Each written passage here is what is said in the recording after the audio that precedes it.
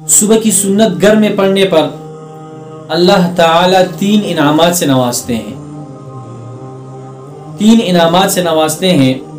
ایک تو صبح کی سنت ہے، وہ بھی سنت ہے، اور گھر میں سنت پڑھنا بھی سنت ہے.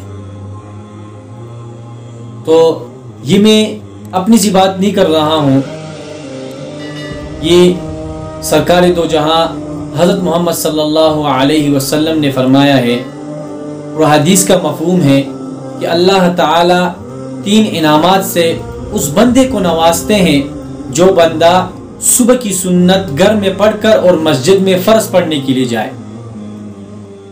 کون سے وہ 3 انعامات؟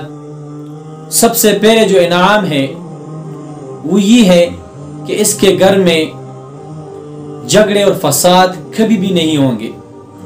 یعنی گھر میں جو اختلاف ہوتا ہے، جھگڑے ہوتا ہے، پریشانی ہوتی ہے، وہ کبھی بھی نہیں ہوں گے.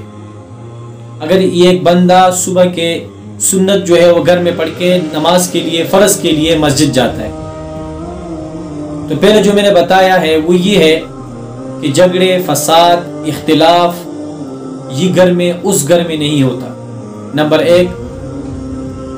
اور دوسری نمبر پر یہ ہے کہ اس بندے کو اللہ تعالی رزق سے نوازتا ہے. یعنی اس کا دسترخوان جو ہے وسیع ہوتا ہے، اس پہ کبھی فاقہ نہیں آتا.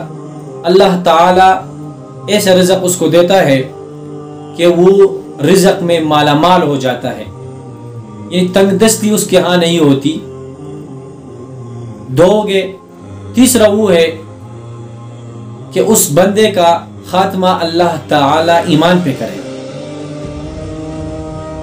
یعنی آپ صلی اللہ علیہ وسلم کا حدیث پاک ہے، انما الاعمال بالخواتم. یعنی اعمال کا خاتمہ اگر ہم دیکھیں تو اعمال کا خاتمہ دیکھا جاتا ہے. تو